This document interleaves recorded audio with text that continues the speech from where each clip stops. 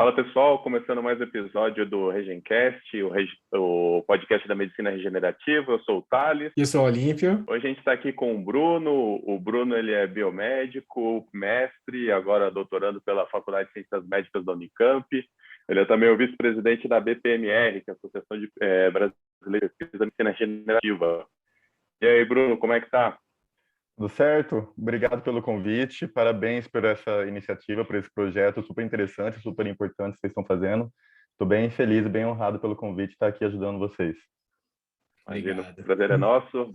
Obrigado aí pela sua presença. E aqui a ideia é a gente conversar um pouquinho, uma conversa bem solta, fazer algumas perguntinhas para você, para a gente trocar a experiência aí. Então, para a gente começar, a primeira coisa que eu queria perguntar para você como o podcast aí, o tema é sobre os ortobiológicos, né, os biológicos da medicina regenerativa, poderia dizer para a gente, então, quais são os biológicos aí que existem dentro da medicina regenerativa, ou pelo menos os mais utilizados? Sim. Bom, então, para começar, é bom a gente definir o que é um ortobiológico, né? O ortobiológico é um produto de origem biológica, ou seja, ela é oriunda de um ser vivo, seja do próprio ser humano, como a maioria dos produtos da medicina regenerativa, né, derivados do sangue periférico, de medula óssea, ou até produtos de fermentação biológica, como no caso do ácido hialurônico, que são utilizados para o tratamento de condições ortopédicas e do sistema musculoesquelético no geral. Eles são divididos em classes, né? A gente tem os produtos derivados do sangue periférico, que engloba o plasma rico em plaquetas, esse podendo ser com ou sem leucócitos, a fibrina rica em plaqueta, o lisado plaquetário e também o coágulo do PRP. A gente também tem os produtos derivados da medula óssea, que é o aspirado da medula óssea, o BMA, de Bone Marrow Aspirate, e a versão concentrada do BMA, que é o BMAT, de Bone Marrow Aspirate and Concentrate. E ainda dentro dos derivados do produto da medula óssea, nós podemos utilizar células-tronco mesenquimais expandidas. Então, a gente coleta a medula óssea, seleciona essas células-tronco mesenquimais, expande elas e podendo ser utilizada também. E também tem os produtos derivados do tecido adiposo, que aí engloba o biofat, o nanofat, a fração vascular estromal, que é a mais utilizada, e também, assim como na medula óssea, é possível também utilizar as células-tronco mesenquimais do tecido adiposo cultivadas e expandidas. Então, para a gente tentar simplificar um pouquinho aí, essencialmente, a gente vai ter, então, produtos do sangue periférico, da medula óssea, da gordura, células expandidas, né? E aí Exato. Tem todas essas nomenclaturas, assim, né? Para quem ainda não está muito familiarizado. Exato. Ainda tem um que é o mais utilizado, mais conhecido, que é o ácido hialurônico, mas ele não chega a ser considerado um ortobiológico, porque ele não tem esse potencial de regenerar um tecido, mas ainda assim, alguns autores, alguns artigos que tratam o ortobiológico como no geral, acabam englobando o ácido hialurônico como um tipo de ortobiológico. Ô Bruno, e a gente sabe que, como é um produto biológico, você vai colher ele de uma pessoa, de um ser vivo. Você vai colher o produto, seja medula óssea, como tu falaste, ou mesmo sangue para preparar o PRP ou gordura. E quais os cuidados que a gente deve ter quando vai preparar isso, em relação à técnica mesmo? É uma técnica asséptica? Existe um risco de infecção? A gente tem que fazer tudo isso no sistema fechado? Ou pode fazer no sistema aberto? Existem essas opções de preparo dos biológicos? A gente vai até mudar um pouquinho o nome para a gente, porque a gente sabe que existem outras aplicações desses biológicos que não são só na ortopedia e na medicina da dor. Então, a gente, quando vai colher isso, esse produto, a gente tem que tomar algum cuidado? Existe algum sistema? Existe alguma coisa para a gente colher? Ou não existe nenhuma regra? Não, existe sim. Para fazer a coleta, tem que tomar o total cuidado asséptico, né? Tem que ter todo o cuidado ali de fazer a asepsia do local, sempre utilizando material estéril. E para obter esse produto, depois que você coleta, a gente tem dois principais métodos de obtenção, que é o sistema fechado ou o sistema aberto. No sistema aberto, como o próprio nome diz, é um sistema que a gente consegue abrir o tubo para poder manipular aquele produto.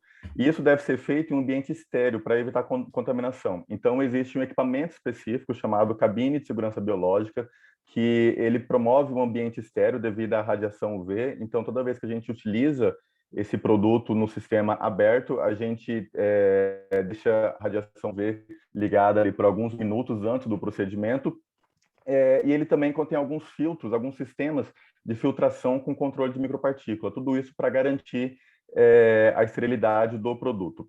E a gente também tem um sistema fechado, né, que normalmente são os kits comerciais, em que não há necessidade de abrir o tubo para a gente poder manipular o produto. Então, diminui as chances de contaminação e também diminui o valor do procedimento, né? Uma vez que não precisa de um aparato específico para manipulação. Entendi. Então, seria um procedimento laboratorial. Se eu fosse fazer uma estrutura mesmo no hospital, numa clínica, devia ter uma estrutura de laboratório, já com bancada e todo equipamento, e alguém técnico responsável, no caso, um biomédico, alguém especializado nisso. Ou eu posso, no caso, em alguns, não sei se já existem kits aqui no Brasil, em que você pode comprar um kit, e se é um kit fechado, ele mesmo colher e fazer o procedimento de preparo a partir desse próprio kit. Sim, Né? exato. Se você optar pelo sistema aberto, você vai precisar de todo esse aparato, você vai precisar de uma infraestrutura específica, né, com Uhum. controle de esterilidade, ou tem um sistema fechado que sim, já são comercializados aqui no Brasil, tanto para PRP, também tem alguns kits fechados para manipulação de gordura. Então, dependendo aí da sua escolha, você tem essas duas opções aí, ou do sistema aberto com essa infraestrutura, isso encarece um pouco mais o procedimento, ou o sistema fechado, que também tem que levar um pouco em consideração a padronização, né? Porque ele é um sistema padronizado e a medicina regenerativa é uma medicina personalizada, né? Então, tem algumas vantagens e desvantagens dos dois sistemas. Uhum. No episódio anterior, a gente conversou sobre algumas aplicações aí dos biológicos, especialmente na parte da ortopedia, mas como o Olímpio bem disse, a gente até optou por utilizar esse nome aí, biológicos, do que ortobiológicos, né? Uhum, Porque a gente uhum. sabe que a aplicação da medicina regenerativa, ela é possível em várias áreas, e uma das áreas que eu queria te perguntar se é viável, né? Porque já tem alguns relatos, trabalhos, alguns não vários, né?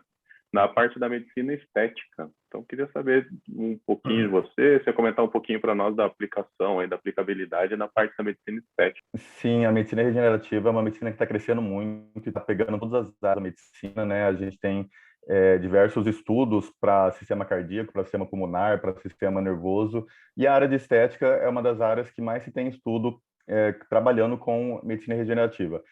Ainda está focado um pouco mais no plasma rico em plaquetas, agora está começando a ter alguns estudos mais com o SVF, né, que é um produto derivado do tecido adiposo, mas ainda assim está focado no plasma rico em plaquetas e na fibrina rica em plaquetas, né, no PRF.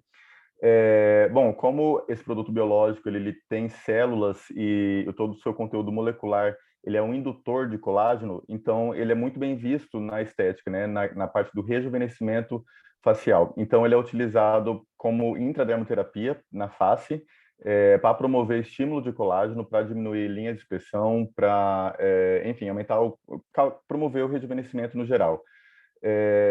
E a parte de gordura, que é utilizada, alguns cirurgiões plásticos utilizam a coleta de gordura e o SVF para fazer preenchimento, seja na parte facial, né, para preenchimento de olheira, preenchimento de malar, de mandíbula, aí a famosa harmonização facial, ou também para dermatologia funcional, ou seja, para utilização de reconstrução de mama, para cura de alguma ferida dermatológica que o paciente apresente.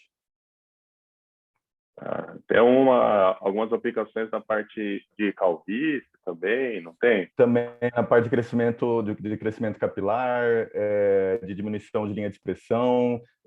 Existe um produto derivado do sangue periférico, né, que é um dos produtos derivados do PRP, que é o chamado plasma gel, em que a gente coleta o plasma pobre em plaquetas, aquece e ele vai formar um gel, ele vai geleificar.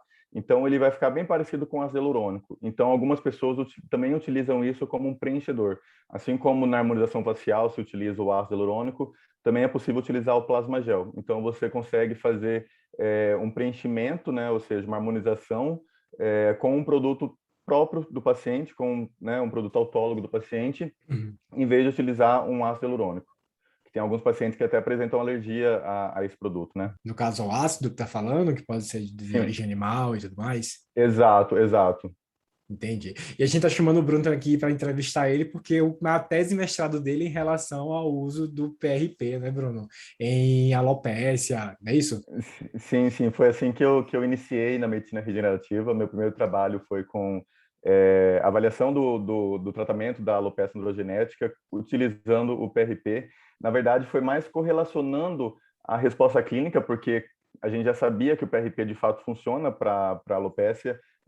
Eu tentei correlacionar o nível de fator de crescimento com a resposta clínica, e foi um trabalho bem interessante de fazer. Foi aí que eu comecei a conhecer o PRP. Quando eu iniciei, eu não tinha noção da medicina regenerativa, e foi aí que me levou nesse caminho que eu estou até hoje. E, Bruno, a gente está falando aqui tanto PRP, PRF, Plasmagel, SVF, BMA, BMEC, a gente falou na pergunta anterior aqui que eu te perguntei que existe um kit já de preparo, e você mencionou que existe uma padronização, e talvez Uhum, existe um interesse por se tornar um pouco mais barato, no caso de usar um kit, é você montar uma estrutura de laboratório, a depender inclusive do volume que você tenha, né, de produção e de aplicação de medicina uhum. regenerativa na sua estrutura, seja no consultório, hospital, onde é que for. Mas esses kits, a padronização deles ou não, você vê como vantagem e desvantagem, e você acha que se eu vou produzir, se eu vou fazer no meu dia a dia é o mesmo para o paciente, existe uma vantagem existir esses kits, ou existe como eu manipular esse kit, o produto final, para individualizar para o meu paciente, se eu não quero aquele produto final que aquele kit tipo, me forneça? Bom, tem algumas ressalvas da utilização desse kit, né? Como eu comentei antes, tem algumas vantagens e desvantagens das duas técnicas, seja do sistema fechado ou do kit comercial, né? Uhum.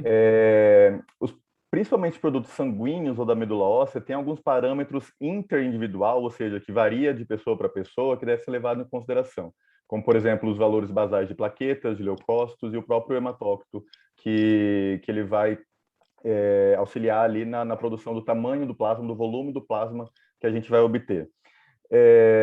E o kit comercial ele é um kit padronizado, então ele não leva em consideração essa variação que a gente tem de indivíduo para indivíduo.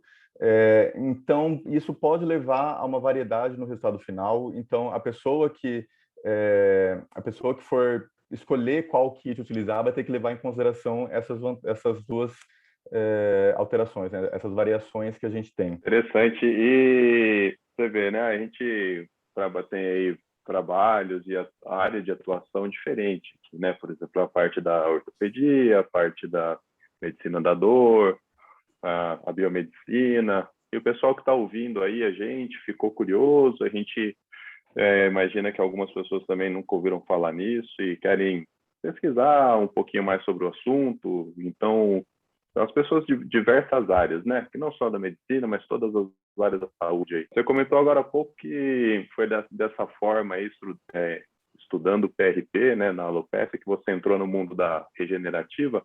Quem quiser saber um pouquinho mais da regenerativa, entrar nessa área, como que você orienta, onde buscar, né, conhecimento, como entrar mais na parte da regenerativa aí? Sim, bom, infelizmente a medicina regenerativa não é algo que é comentado, né? Não é algo tão comum nas graduações. Eu, na minha graduação, eu nunca ouvi falar da medicina regenerativa, Acredito. mas também, vocês já tinham conhecimento na graduação Não, ou depois foram e conhecer vai. depois? Eu também, depois de velho. Mas também, felizmente, isso está mudando, né? Então, eu vejo bastante gente, isso está sendo bastante enfim, muita gente está trabalhando com isso, está sendo tendo mais conhecimento, mais pessoas estão tendo conhecimento. Então, eu conheço pessoas, eu já fiz um estágio docente em graduação, e daí pessoas na graduação já estão tendo conhecimento já da medicina regenerativa. E como ingressar nessa área, né? Bom, você precisa primeiro procurar um centro que trabalhe com isso. A gente tem diversas linhas de pesquisa nas universidades, que tem diversos trabalhos em diversas áreas médicas, que estão trabalhando com isso, precisa estudar muito, porque a medicina regenerativa está se movimentando muito rápido, então cada mês acaba surgindo um artigo novo, com uma novidade, com um sistema novo, com uma abordagem nova, então você precisa estudar bastante para entrar nessa área, e é uma área multidisciplinar, então a gente tem bastante enfermeiro trabalhando com isso, né? Os enfermeiros auxiliam bastante ali no momento da aplicação, no momento da coleta, e uma das áreas da medicina regenerativa também muito bem estabelecida é o tratamento de feridas crônicas, e a gente tem enfermeiros específicos, né, para tratamento de feridas crônicas, então eles estão se envolvendo bastante nisso. Os dentistas já trabalham com isso já há um tempo mais, né, eles trabalham principalmente com PRF, cola de fibrina, para fazer enxerto ósseo e toda ali a manipulação da odontológica. E agora os biomédicos e os biólogos têm trabalhado mais na manipulação e mais na parte científica, né? Então você precisa desenvolver muito estudo para trabalhar com a medicina regenerativa, e aí que entra os biomédicos, os biólogos, com essa formação que a gente tem de laboratório, principalmente, né, da manipulação, e também toda essa formação teórica que a gente tem das células do sangue, da medula óssea no geral. Entendi. E acho que é bem isso mesmo. Acho que a gente só veio, pelo menos a geração da gente só veio saber o que era medicina regenerativa depois da residência, a gente que no caso é médico. Eu vim saber depois de ter feito tipo DOA ainda, ou seja, tipo, agora há pouco, né?